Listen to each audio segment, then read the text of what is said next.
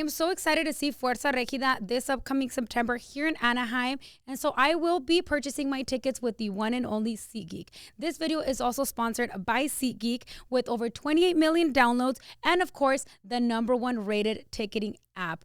You guys have to be put on SeatGeek. You need to know so much about it because this summer, we're all about to pop off on all those concerts. So I'm super excited, and you should be too. They have over 70,000 events every single day, whether it's from music festivals, whether it's concerts, whether it's sporting events.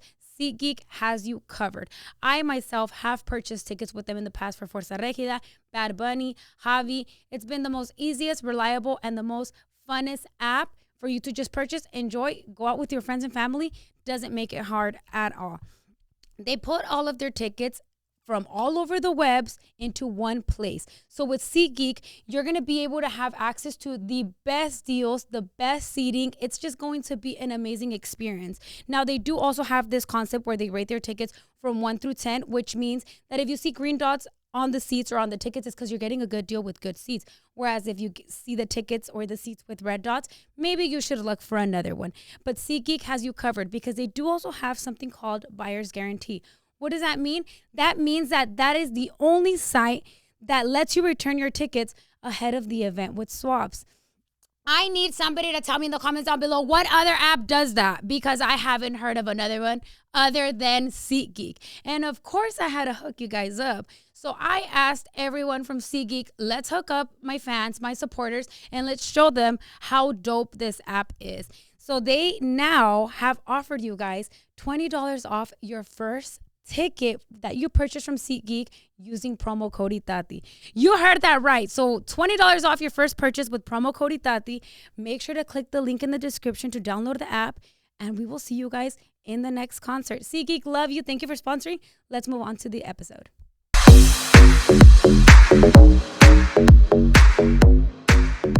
Hi guys, welcome back to a new episode of Suelta La Lengua con Itati. I am your host, Itati Lopez, and I'm super excited because in today's episode, I have my favorite comedy, celebrity, actor, and just an amazing person, and my friend, Leo Gonzalez. Oh, you said favorite.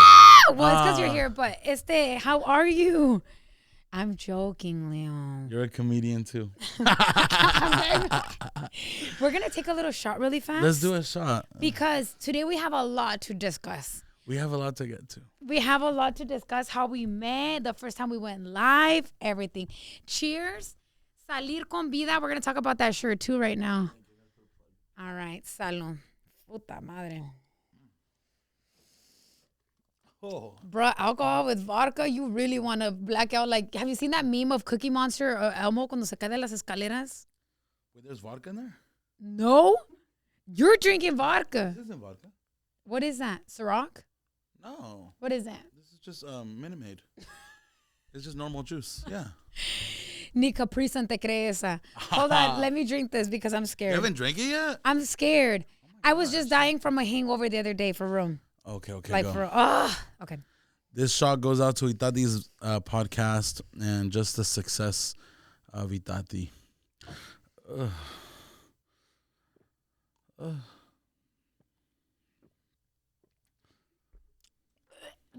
Anyways, I can't do it. Can we do a little recap of why are we filming this again? Oh, well, first of all, sorry, I'm all over the place. How do you feel today, Leo? I feel good. Yeah? I feel good. It's been a busy last few weeks. Mm-hmm. And yeah, I just feel blessed. You're very booked and busy. That's the word of today. You're booked and busy. I'm trying to be. You have so much going on with you. Like, I heard that you just finished filming some stuff. You just finished working with amazing people. We're going to cover all that, but I want the viewers to know why. This is the second time that Leo and I are filming. It's the second time we're filming. The other one didn't ever release. I think they're going to add some little bloopers. Oh my God, we should have done bloopers and then we would have reacted to them together. Fuck. But you know what? It's okay. Let's recap. What the fuck happened last time? You tell me. You guys, we were filming. We got very drunk.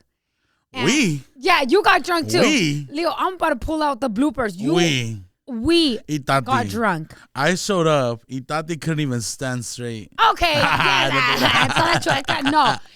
We both got very drunk, and we didn't want to upload that video because there was more laughing than talking. We were just laughing and laughing and laughing. Well, that's a good one too. Oh, it is good, but I don't know. I feel like we didn't really get to know Leo, the freaking actor. I walked away when Leo. I got back in the car in the passenger seat. I was like, oh no, they didn't get to know me. Exactly, and that's what I want to know. And that's what I want to know. I want to know about Leo and just everything that has to do with you and your acting career. So last episode was funny. Today we took a shot, but that's it. We're not drinking anymore. No more? No, okay. Fuck no. You want to know something, Leo? I was so drunk that I don't even remember anything.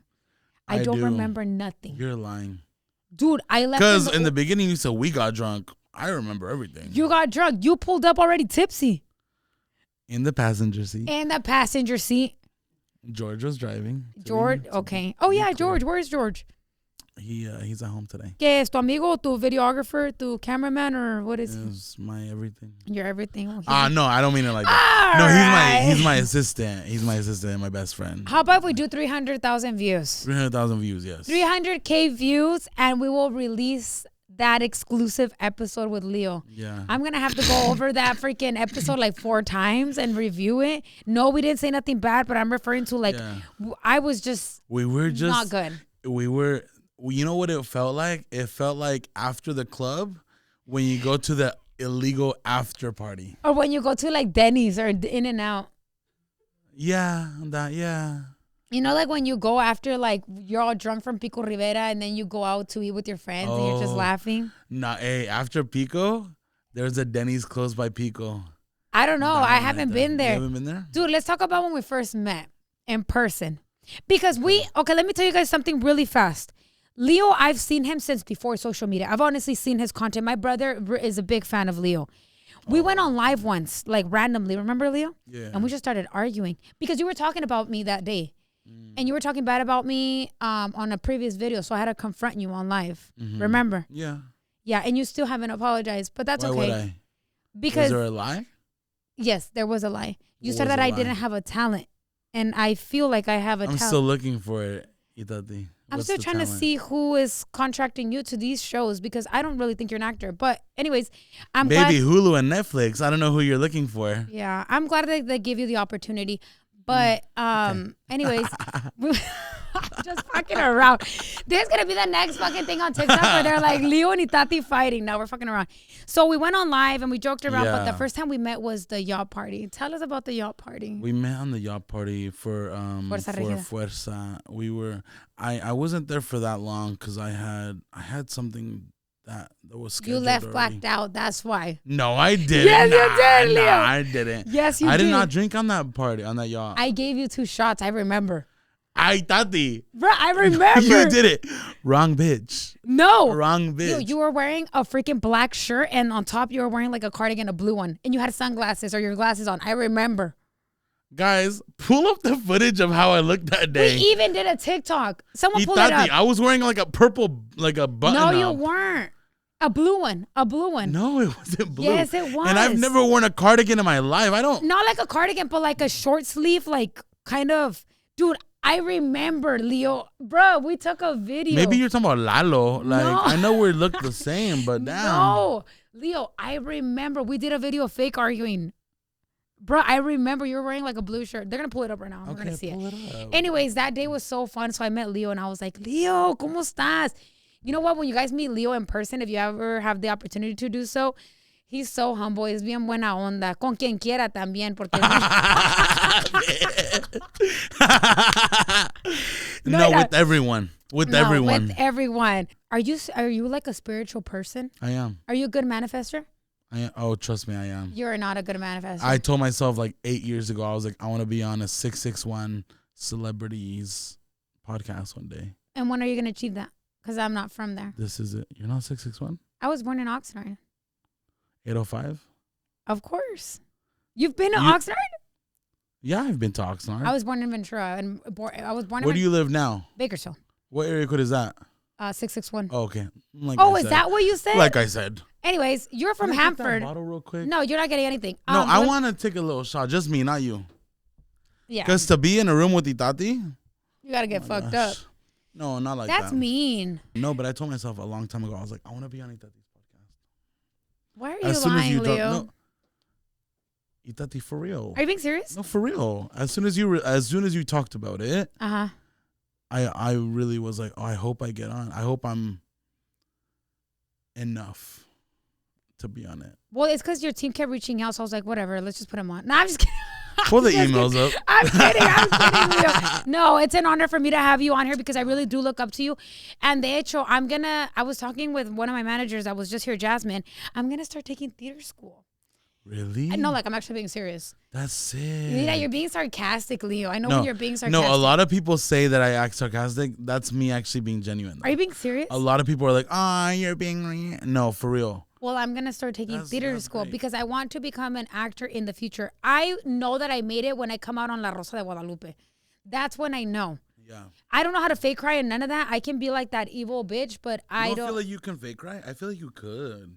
When I yawn, but I can't like... Right now, if you tell me cry, Tati, I'm not gonna cry. You can fake cry? I think I can. Well, okay, here's the thing about me. Mm-hmm. I can't fake cry. I can quickly pull up one of my traumas and then cry. I can't do that. I can't do that. That's very deep. That was like a poem right there. I pull up one of my traumas and I cry. Damn, that goes I could deep. just pull it up out of a file. Dude, you're from Hanford. Yeah, have you been there? No. Yes, I have been there. I don't have family there, but I've been there. The clubs there are good. Where? Dude, the clubs. Itati, where have you been in Hanford? Hold on. Hanford is by Visalia, by Kingsburg, by Tulare. ¿Sí o no? Yeah. Okay, then I'm talking about the right There's place. like 2 bars there. Not even a club. Oh, then I'm talking about the one in Fresno. Aldo's and Arcos.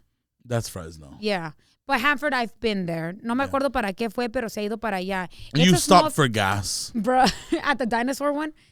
Dude, that dinosaur, I don't trust that gas. You know Hanford has the gas, the Mexico gas. The Pepmex? Sí. No, that's a beer. Hold on. Pepmex. No. Pemex. Yeah.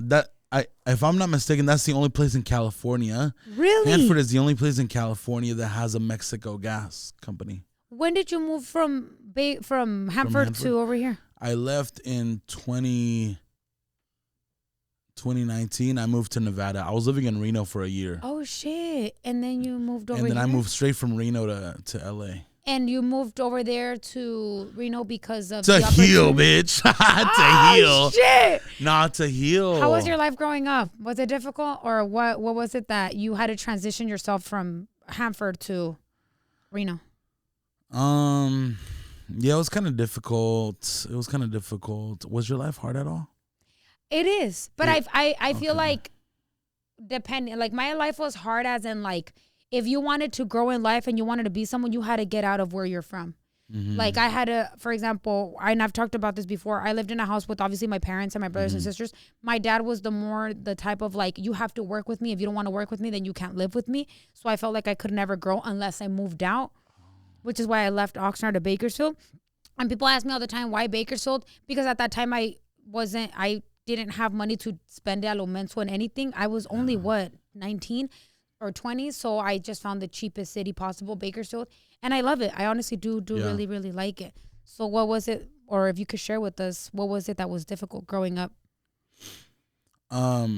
Wait, your parents live in Oxnard still? My mom lives with me now. My dad, they divorced. My dad stayed in Oxnard, and my mom lives with me now.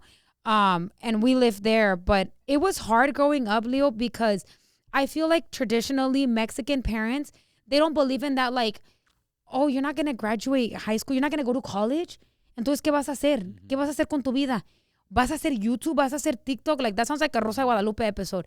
Like, they don't believe in I don't need college, which I'm not saying that nobody needs college. College is good. It just wasn't for me. So my dad, when I told him the idea of I'm not going to college, it wasn't proper for him. Yeah. No, that makes a lot of sense. Your dad is still in Oxnard now. Yeah, he is. Okay. So you moved from there to Nevada to heal and to kind of just refresh. But is that when you started social media? Yeah. So before I was in Nevada, I was in Hanford.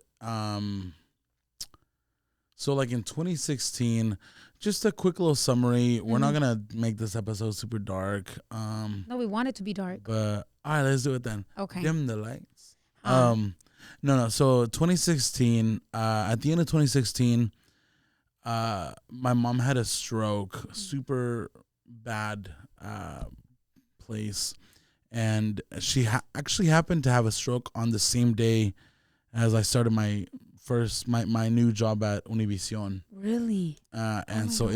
it was really such a horrible day, but also such an amazing day at the same time. Mm-hmm. I got the call about her stroke while I was on my first assignment at work. Oh my God. And 2 months later, my best friend was murdered. He was walking home from work, and he was murdered. And so 2017 was a horrible year. Yeah. And from that point on, I spent the next 2 years, and my mom and I, I grew up homeless with my mom. And so 2017 was such a rough year because I was super mad about my childhood. And then now my mom had this stroke, and now I had to forgive someone for my childhood when she wasn't able to remember anything about it. Exactly. And so the next few years were really tough. I finally got an apartment for us both, and it was really rough because she was having seizures and she was having a lot of complications. And then finally at some point in 2019, I decided that I needed to get away because I had to kind of save myself at that point. Yeah.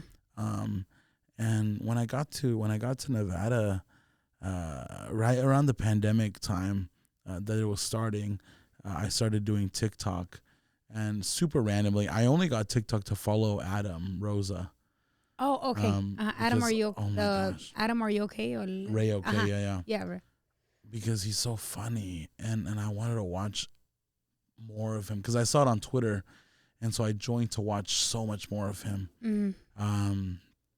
And then I just made my first video, just trying to see like how it goes. TikTok, just how to use it, and I don't know, I just got really lucky because people were watching it, and I was getting more followers, so I just kept doing it. And anyways, fast forward, I moved to LA at the end of that year. I spent literally a year because I moved to LA. I moved to Reno December 31st of 2019, and I left.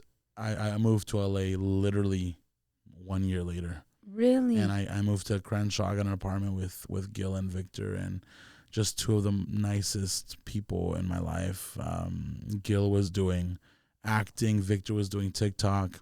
And I just I was obsessed with them. I was so happy to be I don't know. I was like, I don't know what I'm doing, but I'm happy to finally feel like a kid and to finally just do little dumb, silly videos.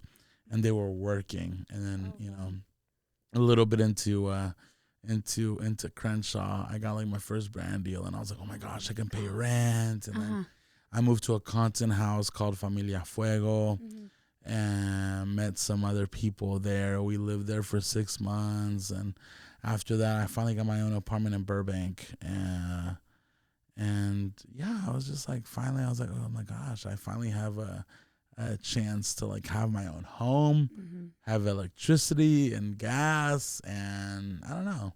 It's just been really special, and that's freaking. Yeah, it's been really crazy. Would you say that you growing up with that difficult lifestyle and just trying to calarle de todo to help your mom out, help yourself out, did that really take a big toll in you mentally?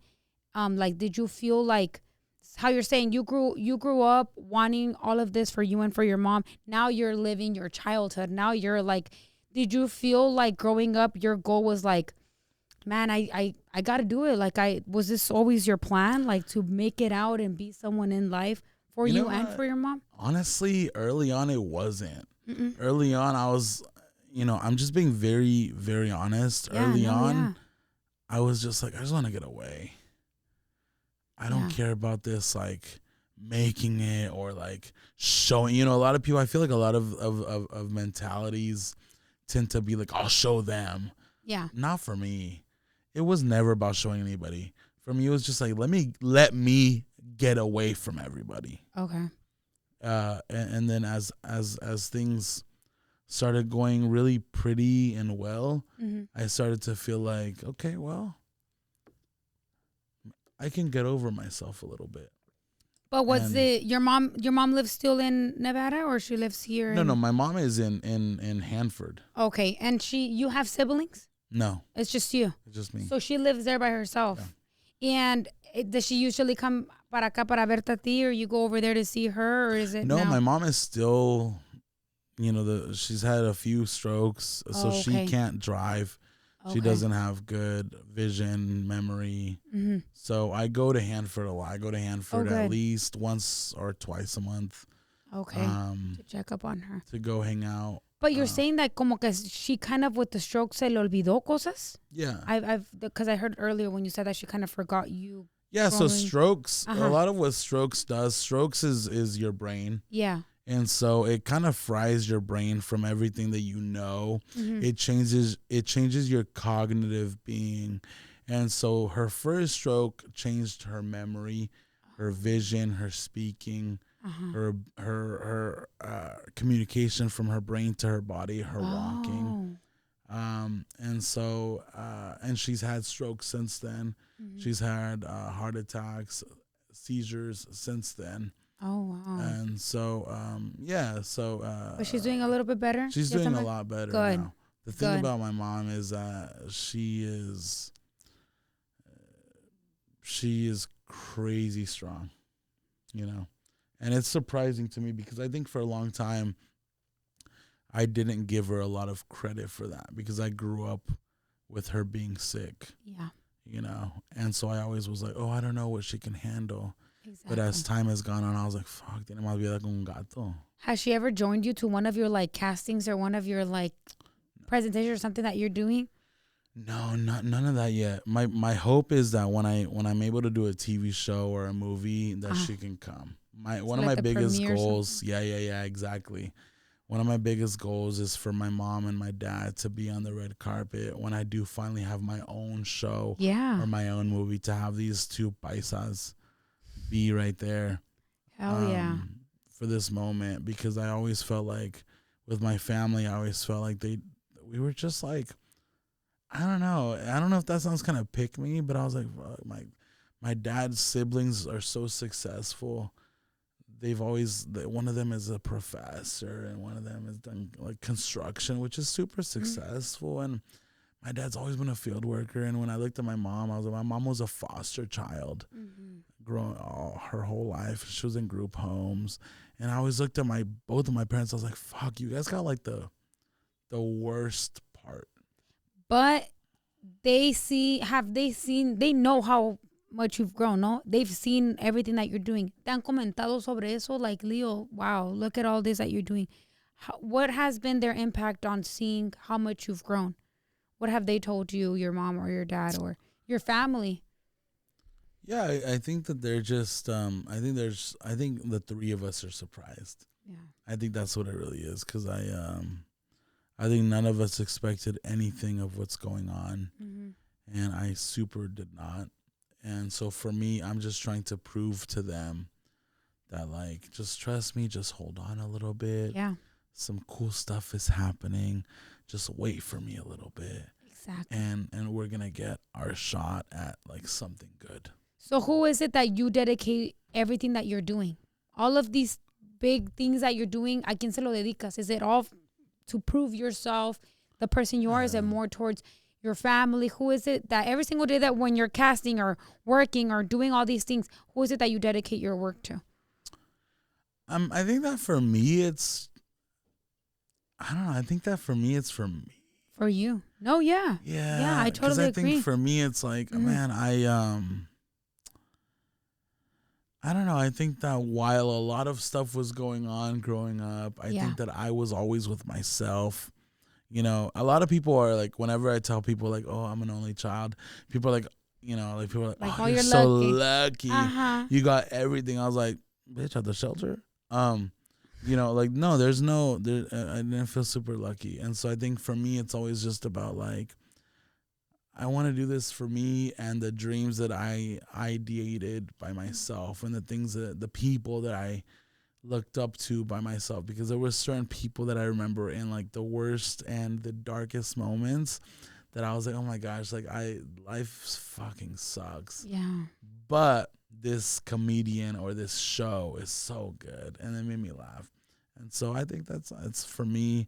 And if I may, like, respectfully, it's for my parents after me. Exactly. You know? And who are some of those people that you look up to when you're like, who are those famous actors or comedians that you look up to and persons who inspire you to want to be like them someday? For me, my number one person in my entire life has always been Conan O'Brien. Conor O'Brien. Yeah. Uh-huh. He's the best person in the world. That's the one person. You've met him? No. I've never met him. He's everything to me. I think he's the funniest person ever. I think he's the best. And I just, I think I had like a certain moment in my life where it was super dark and bad. And he was on TV and I loved him and I still love him. I watch everything of him. What if you were to be on his show someday? Oh, that's crazy. Conan's Do you feel like that's one of your like manifesting goals or something that you want in the future? Yeah, no, Conan, I will do anything, bro. I'll cook for him. I'll clean.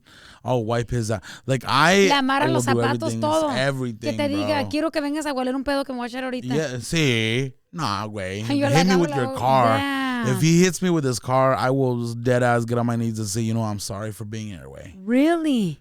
Conan? You know who's my favorite actor? Who? Like, for real? Who? Well, you're my favorite. You're one of the good actors también, pero Jason something. I don't know his last name. Statham? The one that's bald and came out in Beekeeper. He came out in Fast and Furious. He came out on Statham? Yeah, that's Statham, huh? Oh my gosh. That's him. Oh my Lord. That's your favorite actor? Bro, celebrity crush and fucking no, for real. Yeah. Cuando yo quiero ver una película, I just look him up. I swear, I'm being serious. And I just watch him. You guys need to watch his movies. And if he's watching or his team, please put him on my podcast. Please, I'm begging you. That guy is a good actor. And tú lo vas a pasar hasta él. I see, mira. Uy, no me, a ver, paguen eso porque si no ahorita me voy a tomar hasta otro shot. Wait, what did I see him in recently? You saw him? No, not in person. No, I've never seen him. Beekeeper, probably the premiere. I know that was a big hit, hit from him. The first movie I saw from him was the Fast and Furious one, that one that he came out of. He plays a really good role as the bad guy. What do you usually play a role as in the shows that you come out on? Oh my gosh, employee. No. What do you mean? No, my last role, I was a cashier in a restaurant. Really? Right before that, I was what was I on the? Oh, I was a server. And then before that, like 4 months ago, I was a gardener. Really? Yeah, I was like, oh. No, but is it hard as an actor to memorize the scripts? Like, talking legit, because is it hard to go through the script and kind of like stick with it and not fuck up and like get in the paper? I've been super lucky because the first one, the movie, was super hard for me. Because I was memorizing. That was really hard for me. So you do have to memorize the. Yeah. Fuck. But then after that, I got really lucky because the one that I did last week and the one from like a month ago, they let me improv. Okay. And so I was like, I asked them, I was like, can I just hit the beats? Like, can I just like hit, like, let me just say the idea of it. And they let me, which was super nice because my memory is super bad. Yeah, because I always see like in shows y todo, obviously they're memorizing. And I'm like, fuck, how do you memorize all these things? But when I did this full on Hulu, I knew my lines 100%. Is that the one when you were singing or crying, like all heartbroken? Yeah. I'm telling you, I was thinking that one was so, that was the hardest? You know what?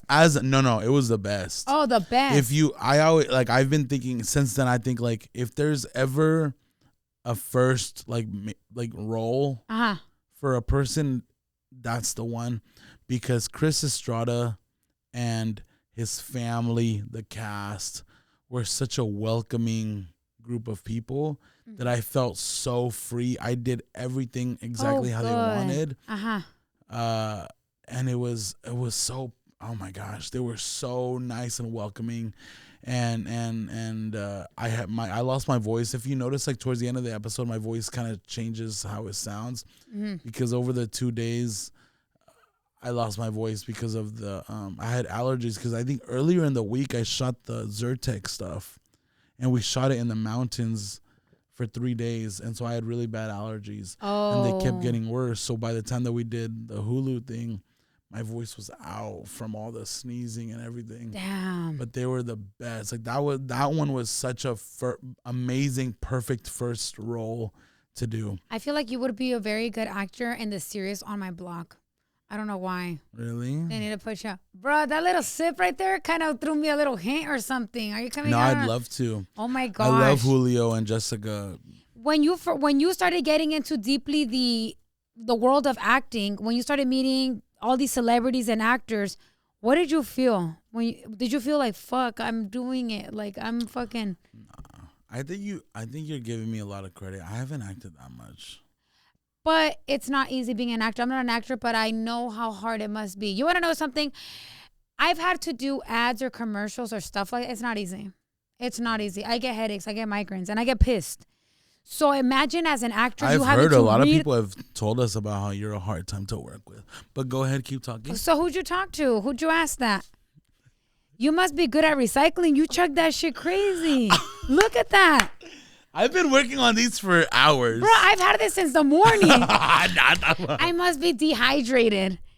I must be dehydrated. Bruh, you should finish the vodka, the 2 shots. There was never vodka. You told me. This was Minute Maid. I literally put like a Minute Maid in here, like half. We can call Ralph. Ralph came. He's in the other room. We can call him. He has the lie detecting test. And we're going to... Pull him in. Pull him in. No, I'm fucking around. Dude, so tell me about the red carpets. That's not easy. That's not simple. That you've been hosting red carpets, talking to people. How the hell do you prepare yourself for that?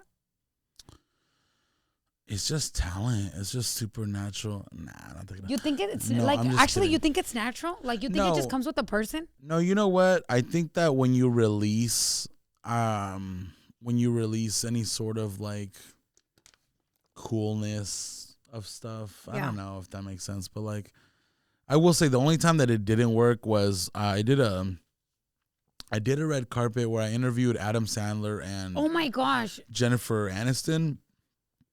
That one was so hard for me because they are like the shit. They're, I mean, yeah, great. It's wild. Like Jennifer Aniston, I would give a kidney. Jennifer, is that the one? Oh no, I was thinking of the one from Hunger Games. No, that's Jennifer Lawrence. Yeah. Who did you tell? From Friends, Jennifer Aniston. Oh, and Adam Sandler. That day, I'm not even kidding. At that day, I was in my room. I played music. I was in my room literally, and I've never said this to anybody. I was in my room. I just started crying because I was like, bro, like you need to feel this moment, because I feel like in the last few years, like maybe you understand this. Like I've had a lot of moments where like I don't feel anything. You just do it. And you're just like, let's just do this. And then like 4 months later, you'll realize like, oh, dang, you did that. That was kind of weird. That was kind of crazy. That's like out of your comfort zone. You know what? I tell myself that when like obviously something good happens and then you look at it in the long run, you're like, fuck, if Itati knew about this. No, please, not the heart touching. You just it is. No, it's very heart touching because sometimes we don't realize we're so stuck in like working and progressing and growing that we don't really credit ourselves, or we don't really congratulate ourselves for everything we've done, you know? So I'm very proud of you. No. Very, very proud of the person you've been and how much you've grown. The biggest, the most beautiful and most funniest video that Leo has is the one that says, 12 quesadillas, 4 tacos. Hey, come here. Yeah, and I thought it was asada, but that one, and then the one of the crime that they were a mugshot, and then you're just standing there. Oh, you saw that one? And then they're like, he's this and weights this much. You're like, whoa, that's crazy. Yeah, that was such How a do you good come idea. up with these TikToks? Do you have somebody that tells you like, hey, Leo, I have this good idea for you? You just naturally come out with them. No, I feel like I watch I watch a lot of stuff. I watch a lot of news and stuff, and I'll think like, what would make this funny? Yeah. And so yeah, I always just like looked at little situations and thought like it would be so awkward if this happened. Exactly. And so those were the best because that Nine Tacos I saw that video was like that was viral, right? It was born. I don't know. Yeah, it only has like 24 million views. So, I don't know. No, it has a lot of views. It was really nice. That one's very popular. Which one has been your favorite video that you've done on TikTok? Or the one that you don't forget, or one that... The one that I really like that one because that one was super hard to film because I'm very shy. No, you're not. I am shy. This guy, no, you're not. I don't like to shoot stuff in front of people. Really? Like, I get really embarrassed. So how do you shoot for shows? Girl, because my rent is due. I'm like, fuck. Gotta put that shyness away. I'm too broke to be shy. And so when I did that one, though... Uh-huh. I was like, I was so embarrassed because we filmed at the night market and there was hella people watching, and then I was like, you know what, I'm just gonna be like Nine Tacos. I was like, I'm gonna do it. Let's do it in one take, and I'm just gonna make it seem to everybody as if I actually work here, so they don't question me. Exactly. And we shot it like at 9 or 10 p.m. And as soon as we shot it, like a lot of people were they were filming me, and so I was like, oh my gosh. And so I posted it right away because I was like, I don't want. Them other people to see the behind the scenes and not the actual video. Yeah, I was like, oh, there's so we shot that and it did so good. That one took me to 1 million because I was waiting. I was like 960K. And then finally that one took me to 1 million that overnight because I posted it right away. And yeah, it was such a cool one. So that's like one of my favorites. I used to do a lot of green screen videos. But I really like any time that I get a chance to like do it in a real place where everything is like super dimensional. Yes. And you feel very, pues que la gente te está grabando y todo, fuck, hasta yo estuviera temblando. But from all this that you've done, what's been the most fulfilling feeling or the most rewarding moment from everything you've done? Leo, you brought like an energy. I did. I felt that light is like, you brought like a big energy in Did you here. feel it? Yes, I did. I didn't see it. But my mind was like, flicker, bitch. Dude. Did it flicker? No. Can you make it flip? Go. Give it like, go. Tell it to move. Tell it to flip. Fuck, I brought up my ex. It did the wrong thing. All right, go. It did the wrong thing. Try it. Try with the mind. Move the fucking shit. Nah, you're not that concentrated right now. I'm not. You gotta be I'm distracted right now because now my ex. So you've told me your most rewarding. Now you gotta tell me which is the moment that you're gonna be like, I made it. I've made it. What moment or what goal you have to accomplish for you to be at that I made it moment? I don't know. I feel like when I feel like I've made it is perhaps when I'm able to and I don't want to sound ungrateful because there's a lot of moments where I've already felt like, oh man, you've done more than you thought. And maybe those are little I made it moments. But I really want to do something with Conan. I really do. I grew up, as everybody, a lot of people did. I grew up such a fan of George Lopez. And so if there's a moment where I can do something with either of them, I think that would be super special because in this short life, to do something with one of the two people that really brought Conan brought me so much happiness. George Lopez brought me a lot of hope. So if I'm able to do something with either of them, I was like, oh, I'll feel like I made it. When you were younger, you saw him on TV, George Lopez? Yeah. So you now seeing him, do you feel closer to reaching that goal of I made it? You've talked to him. And you've been on his podcast, no? Yeah. And when you've seen or sat in the same room with him and spoke with him, after growing up, watching him, and growing up in such a difficult situation, did you feel like that moment was very rewarding for you, sitting in the same room with him? No, yeah, it was super weird. It was super crazy. I had to, and at that, I went by myself. I remember I was living in you Crenshaw. went by yourself? Yeah. Oh, my gosh. It was so weird because I was living super far from Burbank. His studio was in Burbank, and I remember driving there. My car had like power steering problems. I was like, fuck, just make it, bitch, just make it. Putting the fluid in. And I remember like I got there and I was like, bro, oh my God. And I saw him get out of his car and I was like, damn, this is weird. Leo. Like, this is so crazy. And so I had to just like play it. Let's take a shot for that moment. Should we take a shot? But I'll take it of water. You see how fake that is? Well, I learned from the best. Come on. Yeah. All right, let's take a shot. No, come on. You're going to take it out of the bottle. I can't drink anymore. You can't. I can't. Okay. Is that fine? Okay. That's fine. Okay. Can I get a shot, please? Yes, you can. Thank you for coming. Water, right? Thank you for coming in again. Thank you from your busy ass schedule being here with us once again. And I would apologize, but you're the one that fucked up last time. So let's roll the clip. Let's roll the clip. Did you take your shot already? Yes, I did. Okay. No chaser. No chaser. No chaser. How long can you do it without a chaser? Let me see. Girl, I don't need it. You do. Okay. Let's do I'm about to spit fire ass questions. I'm going to ask you some crazy ass questions. If you don't want to answer them, you got to take a shot. Okay? Okay. We're going to do ASMR. We're going to do ASMR right now. Okay. All right. Should we do the questions in ASMR? Yeah. Just quietly. 1 and 1. 1 and 1. Wait, I'm asking you a question? 1 and 1. And if I don't want to answer, I got to take a shot. Okay. So it's up to you. Here you go. Question number. Okay. I can ask anything. Oh, fuck. Anything. Ask me whatever. All right. Fuck. All right. From any casting or any show you've been on, have you ever fallen in love with one of the actors? No. Bruh. No. Why are you talking? You got to whisper. Oh, sorry. No. Oh. Okay. Go. Out of everyone that you have interviewed, Bitch, bye. who was your least favorite guest? I think someone else should ask me because I don't want to offend you. Oh, answer. Oh, answer it. Answer. Bitch, bye. My least favorite? Yeah. I'll tell you who. I don't care. Go. The first episode, which was me by myself, because I didn't. Okay, I gotta take a shot. I'm not shot, answering. But I don't want to. I don't want to be forced. Nah, I'm just okay, hold on. Hold on. I'm fucking around. Pass me the bottle. Half though. Half. Okay, half. That's okay. That's okay. All right, just half. I'm gonna ask you a deep ass question now because you fucking asked me that. All right, just half. Just a little bit of less than half. A little bit. No, she said half. Okay.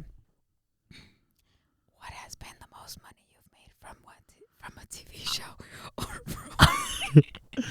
the most money? You don't have to say which one, but you gotta tell me how much you've made the most. Good question.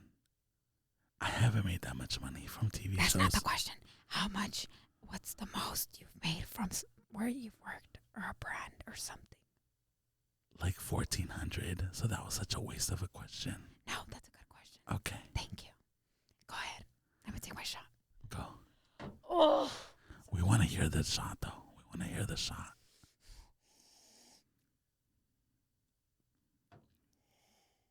Oh, she got the chaser. I thought we said no chasers. Okay. Gulp. Go. 2 more questions. Okay. Oh, I got mine.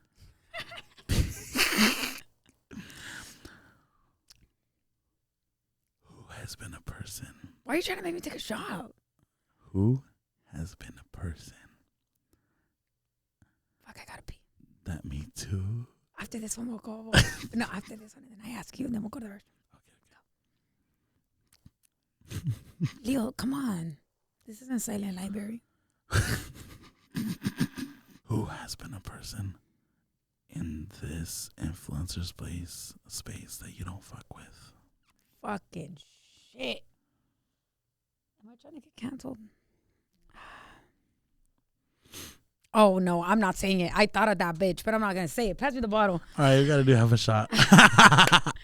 Leo. Okay, let me think. Let me think, actually. An influencer that I don't like. Exactly. That I don't fuck with. Yeah. I actually don't. Can you ask me another one? There's a wild card. Oh, I see. We're making up rules as we go. No, just we each get one. I don't have some. thought that you told me before. What? Should I say it for you? Bruh, no, I can't. Just ask me another one. What is the most money that you have made from a brand deal? I can't From a brand deal. Puta madre. Can I say that? I just don't say the name right. I can't.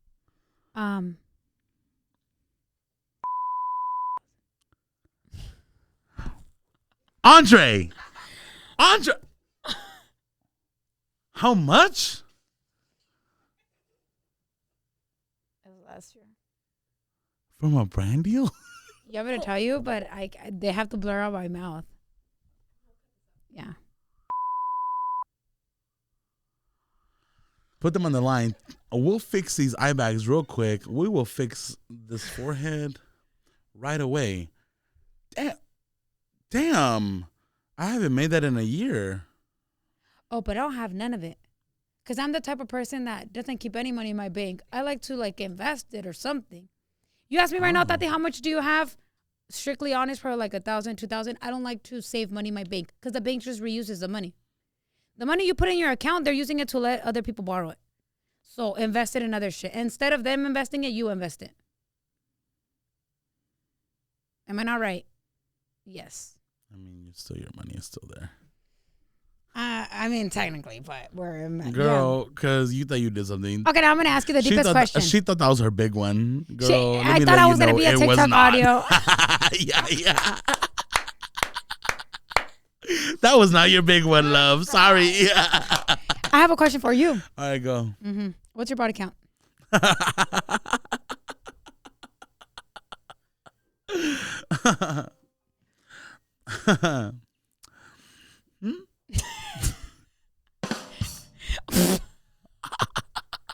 That was crazy, bitch. What's your body count? Here. In LA? Oh, shit. You're going viral. Oh, you're talking about overall? In Dubai. In Dubai? Oh, 0. No, everywhere. Come on. I know in LA they've told me about you. You have 4 bodies here, but in Nevada or... I know about the yacht party. I know why you left. You had to go get a plan B. I know. No, come on. You want the bottle? Or you want to pull out the wild card? Because the next question is even crazier. Damn, you're thinking a little too hard.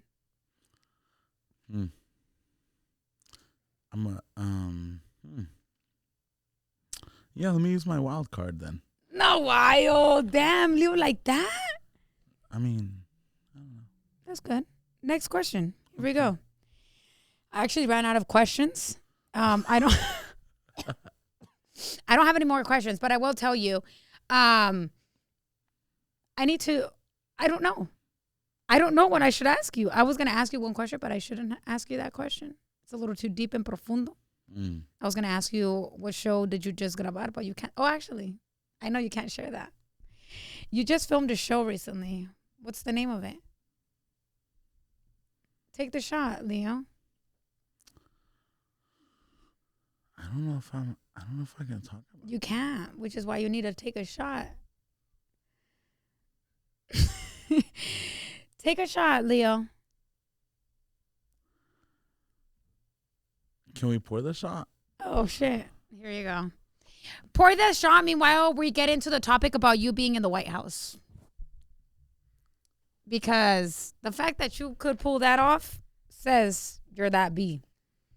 But pour it up. Pour it good. Not half shot telling me how to pour it. Oh, hell no. Pour that shit. Actually, pour it in. Don't even pour it in there. That's la silla. Nah, hey, where's your family from? Guanajuato, Michoacán. Guanajuato's in Michoacán? No, it's Guanajuato not. Michoacán. Oh, my dumbass. Leo, that's it? Itati, take another half shot with me. If only you knew how much I've been drinking today. You did not take any shots before me. Oh, yes, I have. No.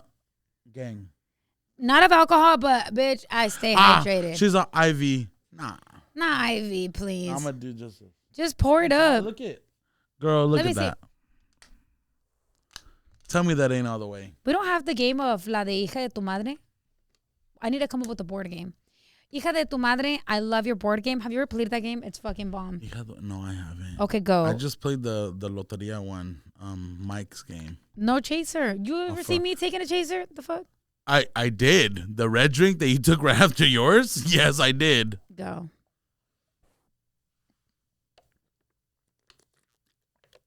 Ooh. Should we do a little corto so we can go to the restroom? No. I don't think so. I need to go to the restroom. You need to go? Then go. I'm going to go. Go. Because me too. Let's go really fast. We're back. I know for you guys it's been a second. For us it's been 30 minutes because the plumber had to come because Leo apparently. But it's okay. She hella burned me out. I'm kidding. Dude, I'm joking. No, we were back. Ya regresamos. Estamos ya más loosened up. And I want to get into the topic about the White House. Let's talk about how Leo represented all of us as Latinos, all of us as Hispanics, that a lot of people have doubted about. A lot of people seem to doubt Hispanics or seem to doubt where we can make it in life. And Leo represented the fuck out of all of us by presenting and speaking in front of the White House, in front of important ass people. Leo, first and foremost, I want to give you a round of applause because that's something that not a lot of people can accomplish. And to be there, they need to trust the fuck out of you and just know that, you know, you're there for a good reason. How was that when they called you and told you, or how was it that they organized it, or what led to you being in the White House? Well, I went to the I had gone in like May. They invited me for some other dinner like a few months earlier, or for the Hot Cheetos movie. Oh yeah. For Eva Longoria's movie, I went for that, and then they invited me back, which I was like, "You sure?" And then I came back, and I was like on my way, and like I remember I got off in North Carolina from one of the planes, and then my manager called me and said something about like, "Hey, the White House wants to know if you'll do a speech," and I was like, "What the?" I was like, "Who?" Damn. Nah. No, but I was like, "Yeah, of course I'll do a speech. Yeah." And so I got back. I landed in D.C. Secret Service picked me up, and I don't think that. Fucking G-Force? No, I got an Uber shit. away. I got an Uber. And then I Uber went XL? home. I went to just Uber X. Okay. I remember I got to my hotel and I wrote a speech. I was like, oh my gosh, like this is so weird. My mentality is always like, I think there's a mistake, so I don't think I'm actually gonna do it. You know, there's a mistake in the system. But then like I remember like that day I got to the White House, and then they were like, okay, so Leo, you're gonna do this and this, and I was like, oh my gosh, I was so nervous. My hands were, and you know what? Whenever I do anything, I'm always shy, but I'm never nervous. I'm always like, siempre me da pena, but I'm never like. Avergonzado, you're ready to go. Because I don't, you know. And then I got there. I remember my palms were sweating. Fuck. Mom, spaghetti. Nah. No. ¿No te dio chorro ese día? No, I mean, no. And I was just like, bro, like, this is so weird. This is so scary. And then I remember I went to the toilet. Clog that shit too? Oh. Yeah. And I remember I was in the toilet and I was like, oh my God, because I was like taking pictures of everything. I was like, damn, tax dollars. Damn. No, but I was like, damn, this toilet paper has logos on every roll. Like, damn. Fuck. No, but I remember I was like, oh my gosh. And then while I was in the bathroom, they were like, Leo, the vice president. I was like, oh my gosh. You're kidding. I got out. I was in the Oval Office in the bathroom. Yeah, that Oval Office. And and I remember I went out there and I was like, oh my gosh. And the first lady and the vice president were there. And I remember I was so stressed out because I was like, imagine if I shake their hands wrong and I just get tackled. Fuck! That would be so scary. You throw a little scary. sign and then they're like, vámonos para abajo. Imagine. They're like, not the 559. Vámonos. Like, fucking that was headlock. so scary. So What did they no, tell you when you introduced yourself? ¿Qué te dijo? They were so nice. Yeah. They were super nice, super friendly and normal. And Secret Service was super. What I learned that day is that Ross security is more scary than Secret Service. No. Because Secret Service is chilling. Like Ross security are always like, yeah. Good morning. Welcome, Ross. Welcome. Leave your bag at the door. And I'm like, okay, oh my gosh, okay. No, but Secret Service is because they're like ready. So they're like, come on in. Good morning. I know you ain't trying anything today. How was security? Strict as fuck? They were very normal though. They're chill. It's because they know, They sense it. No, but yeah, and I remember like they gave us like a little plan. They had a little plaque with my name on it on the ground, and they're like, you're gonna stand there after they're like, after the first lady speaks, you're gonna walk up and all this stuff. Oh my god. And I remember I went up there and I was like, oh my gosh. And I like did my little thing, whatever. I did my big one. How the fuck did that feel? Did you realize what the fuck you were doing and where you were standing and the people surrounding you? You know what made me feel like what made me really feel like it was, Dolores Huerta? No. So Dolores Huerta is one of the OGs of fighting for migrants' rights. Her and Cesar Chavez were fighting for the UFW back then, and I did when I went to school. In college, I did all my presentations on her because I thought she was everything, man. Like, my everything. And one of my professors, my English professor, she like marched with Cesar Chavez and Dolores. And I think it's so special because we think about people like MLK and we think like they did so much, but they're gone. Dolores did so much and she's still here. Exactly. I remember I did my speech and I looked down and Dolores Huerta was right there in the front. And I was like, bro, the fact that I like did all my college papers and presentations on her and she's right here. And then over here was what are their names? Gloria Estefan and Emilio Estefan. Oh wow. And I was like, bro, this was not my plan. Exactly. And so in that moment when I did the speech, I remember starting it and I remember looking at them and thinking like, this is so weird. Yeah. And I think that was what really finished it off strongly. And I remember once I was done doing the speech, I went down there and talked to all of them. And I don't know, it was so special because I was like, man, my dad is from Guanajuato. And I just think of both of my parents, like I mentioned earlier. Exactly. Both of my parents I thought were like, they were just like from their trees, I always felt like we were just like the branch that didn't get a good chance. Exactly. But like that day at the White House, it was just our chance. And it was really special. And were your parents there? They were not.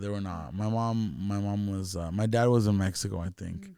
Pero les enseñaste y les dijiste. Yeah. And what did they tell you? Yeah. My dad was like, okay, cool. Nah, imagine.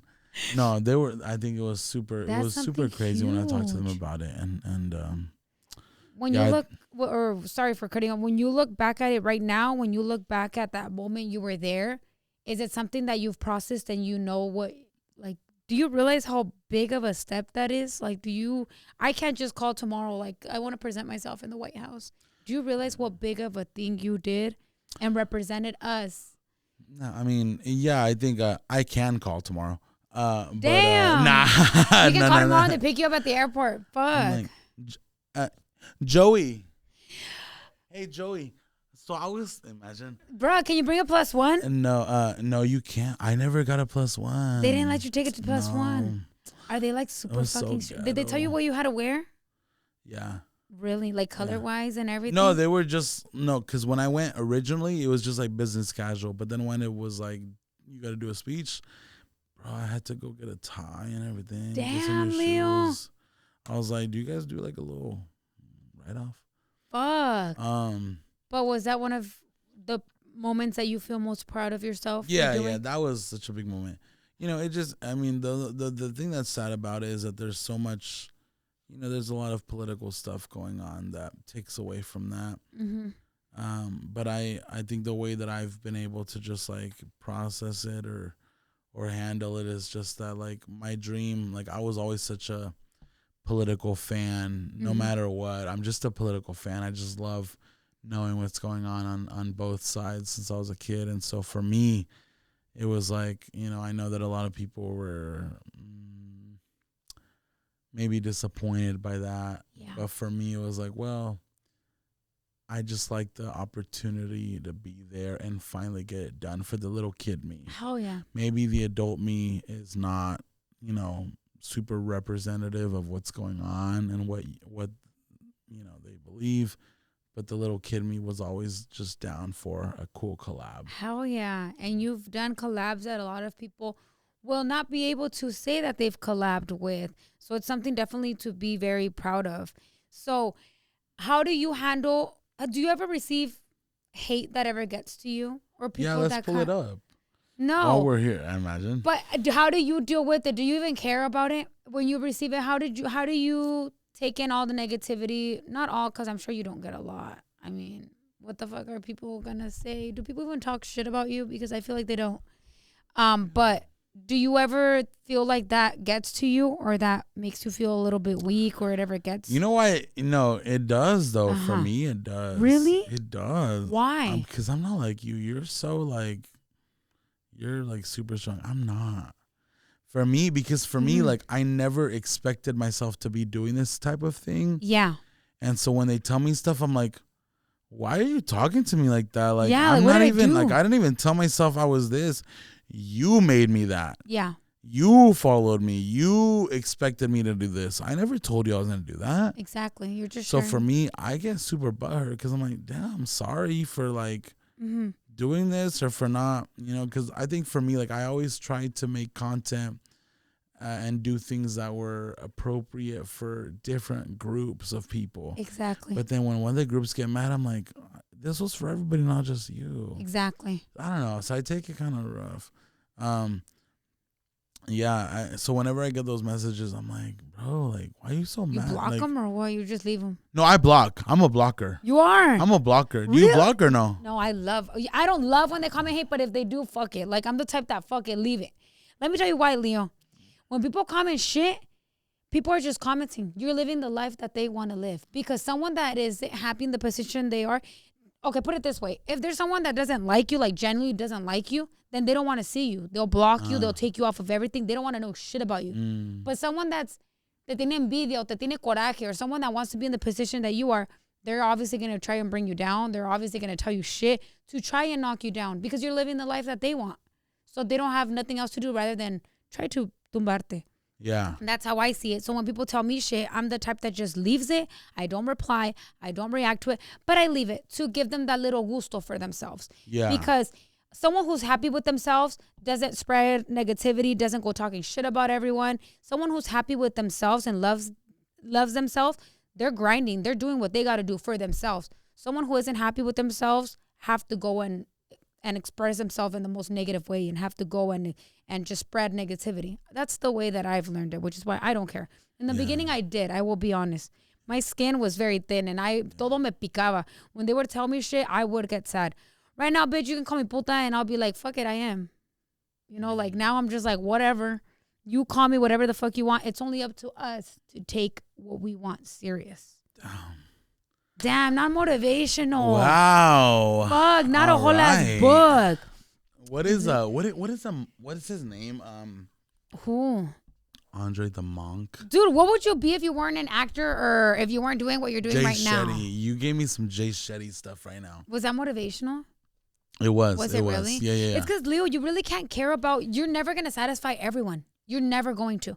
Pero the point isn't to quedar bien with everyone. It's just to quedar contigo mismo bien and for you to be proud of what you do. There's going to be things that people don't like, but if they don't like it, why the fuck don't they do it then? Do it the correct way then, and that's always been one of my thoughts is like a lot of people, I've gotten a bunch of messages where it was like, this, like, you're such a horrible representation. I'm like, I didn't choose to be your you do it. Exactly. Like, if you can do it better, I promise you. Then do it. I'm not the type of person to think that I'm better. If you think that you're a better representation, I believe you. Hell yeah. I will support you. Do it. 100%. You know, because I don't think I am. No. I'm just doing it. And I feel like I'm just having fun. I'm just being silly. I think we're all just being silly. And I don't know. Some people maybe take it such a different way, but we're all just here. But please, if you come in, I would love to watch you. Trust me. And any more, and of course Latinos in general. But I'm like, any more Mexicans that I can see, like I want to see that. Hell yeah. I love when I see the Hispanic culture or Mexicans in general coming together and doing what they want to do, because we really don't have any limits, and we really don't have what can you do. It's up to you what you want to do in life. I've really learned that, and I really believe in that. I'm a huge manifestor myself, but it's very important for someone to be very strong in the open, in the public eye. You have to have thick ass skin, Leon. I've had people who've wanted to hurt me in public because they don't like me because of social media. Like, there's people who are capable of so much just because of a screen, you know? It's fucking incredible. Oh yeah, and then moving out of topics really fast, what is it that you do when you're not recording, when you're not on the studio, when you're not, like, what does Leo do in his personal life? Just cry. Damn. Just that's cry deep. a bunch. Nah. Fuck. Oh No. shit. No. No, you know, yeah, that's such a, I think like the thing about me is that before I ever did this stuff, I was always doing videos, just like you. We were always doing this type of stuff anyways. So whenever people ask, like, what do you do for fun? I was like, this is what I was doing for fun before it was a job. Exactly. And so it's so awkward because I'm like, kind of nothing. Yeah. Like, this is super fun for me. Meditation, yoga. Yeah, I love anytime I can travel. I love flying anywhere. I love going anywhere. What's your dream vacation? I want to go to Italy. Italy. Yeah, I've always wanted to do like a little trip from Italy and France and like the UK. That's always been like, I want to do that so bad. So you like to, like, no te gusta estar en un lugar. You like to kind of move around, meet new places, meet new like stuff. But it seems like you're very independent. You like to I used to be independent, and now I'm super codependent. Okay, you like people with you and around you, and I always my therapist said, imagine. You've never done therapy? Not right now. I'm not. Have you ever? Yeah, I've done therapy before, of course. Well, if you can share, what was your experience with it? I'm asking you because I recently started taking therapy. When? How long ago? I was in Mexico last week. Tengo 3 semanas. Voy a cumplir un mes. How is it? Me gusta, but I feel like in the beginning I was very like, can I trust this person? Can I share my stuff? Are they white? No, la muchacha que tengo es de Guadalajara. Es un contacto que me mandó. So I just FaceTime her. You haven't done it in person? No, I really haven't. I'm in my room and we're just talking. I think it will be a different experience if I actually meet them in person. I'm pretty sure. It took me 2 tries for me to fully trust her and understand, what we're doing. Now that I've been in it for almost a month, I like it. I feel like everybody deserves it. It's like I said before, it's not something for crazy people. I just feel like people generally sometimes nos aguardamos muchas cosas, and that stresses the fuck out of us. I always think like therapy I feel like one of the misconceptions about therapy is that you have to I feel like a lot of us feel like we have to be going through stuff. Therapy is so good for just normal housekeeping. Just to feel good. I think like trauma is often looked at as such a heavy thing, but I think a lot of us are traumatized. This world is such a broken place, and not to be disrespectful, but I think sometimes, no matter what, our parents are not always on the same page. They're not always the wisest or anything. Yeah. And I think that for us as individuals, like, I think a lot of us really just need therapy just to know, like, what are we doing? Where are we at? What is healthy? How do we learn normal communication skills? And so, therapy I think is the best. I had an amazing therapist before. This guy, Eric, was my first therapist. He was amazing. And I had a different therapist in Nevada who she was, wow, like between both of them, they taught me so much about myself. And I don't know, I think it's such an important thing. That's good. And so, I think that like that's such a good, I cannot do telehealth. What is that? What you are doing on the phone. I gotta sit with you. See, I want to live that experience because I feel like it'll be even more confidential because you're in a room with just that person. Yo estoy en el cuarto arriesgando que me maten en la puerta or somebody. I've never, and I'm going to share something and I will share this. I'm, fortunate enough and I thank God I've never been through something traumatic as like what people live nowadays because nowadays, fuck, the world is so cruel and like, I thank God I've never, but I think something that traumatized me and is always with me, and I'm sure everyone's gonna know what I'm gonna say, just my communication with my dad. That's what I'm traumatized. No, my dad never did anything to me, or I'm talking about something like crazy like that. Traumatized as in like, I want to build that daughter and dad communication. I want to. I saw him the other day. My dad, like, he's older already. He's old, like, ya va a cumplir. He's gonna go to his 70s. And I want to build that relationship, but it's so hard when that person doesn't put their effort. So that's my trauma. That's my trauma, and that's why I'm going because I'm trying to learn how to communicate and just better myself with him. But something that the girl has told me is like that you can only do so much. You can't do something for both of you. You can only do your part. If he doesn't do his part, you can't really like do it all, And we're trying to, that's my only trauma experience. I don't have trauma, así que tú digas. I have another trauma experience, almost died, but that I'm good from. But, was that too crazy? Was that too crazy? You're not going to get into it? I've talked about this before. I had passed away for like 30 seconds. They revived me with the máquinas because I had a hemorrhage. I was an egg donor and someone couldn't have kids. So I gave them my I don't know what's the proper term, but I gave them my kids and they had my twins because I had a pair of twins. So they kept my twins and I almost lost my uterus. And dude, it's a big ass story. But this episode's about you, not about me. But why? No. It says your name on Suelta La Lengua. No, yeah, it was something. Crazy. But I've learned to like understand what happened. I'm grateful because I still have my uterus. I can still have kids. I'm fine. It was very traumatic for my fiance though, because I wasn't conscious. He was the one that was conscious, but in shock. So him seeing me bleed, he was the one that signed the thing of blood whatever you call transfusion. It. And he signed for them to remove my uterus. He's the one that they asked him, does she want to confess herself? We'll call a pastor right now because she's not going to make it. He's the one that saw when I passed away for 30 seconds. And if you ask me, Leo, Itati, what did you see when you passed away? Because people have asked me, I don't remember nothing. Así que te diga like, mire esto, no mire nada. But going back to the trauma stuff, therapy is important. And I feel like therapy is something that a lot of people don't really realize, that it's not just for crazy people, como dice la gente. We all need it because todos estamos medio saturados en la vida. And therapy will help us cure from being amargados. A lot of people are amargados as fuck, I swear. Fuck. There's so much. Anyways, you want to listen to a chisme call?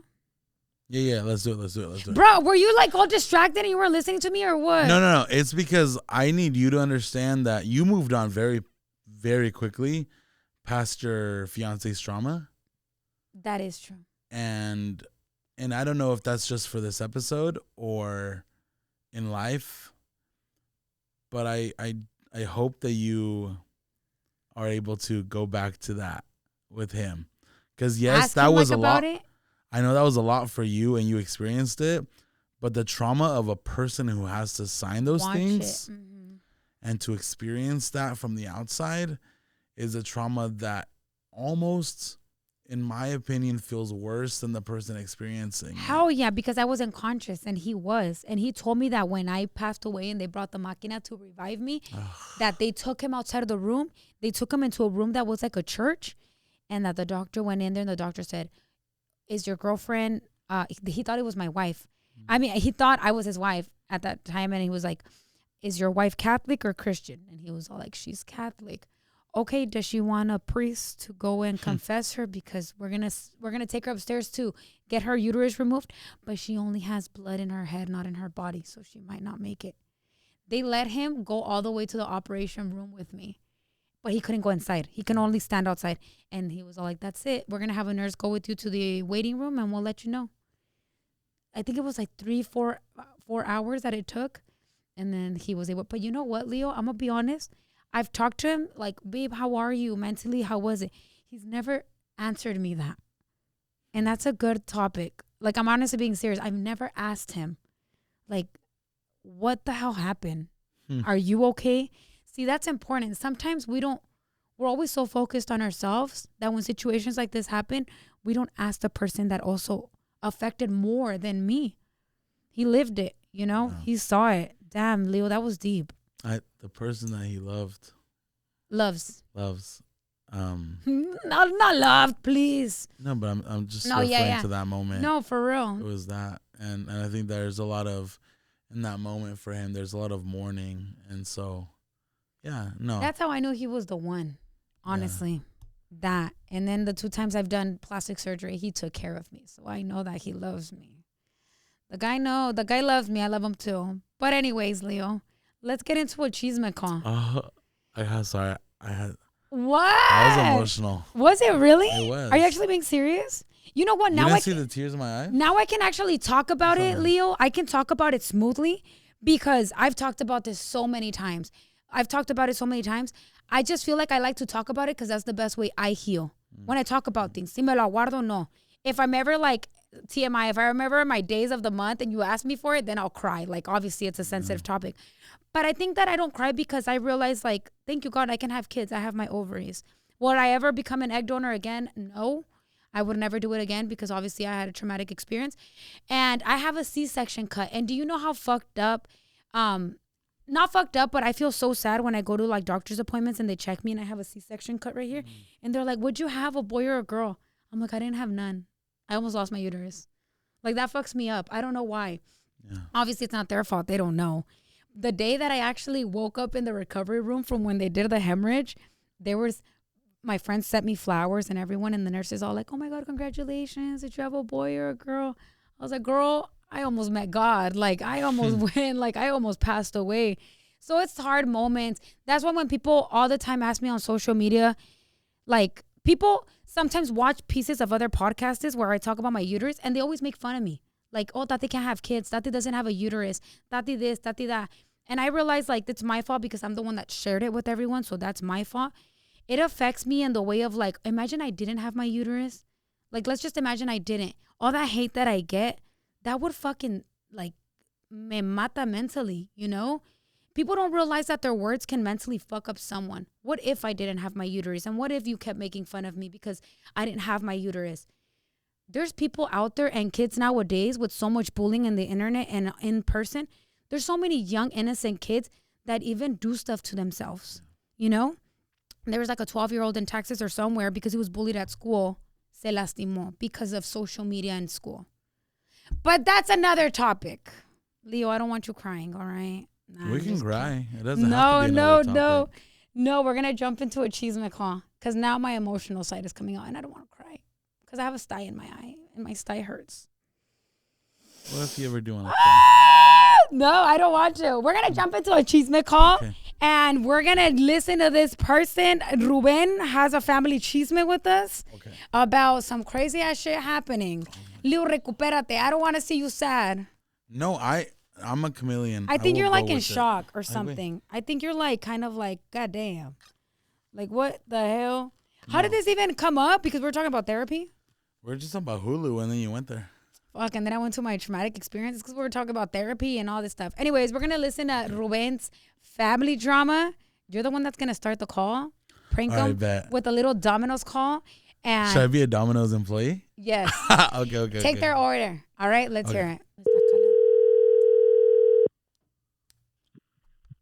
Hello? Hello, is Domino's Pizza calling you back? Oh my God.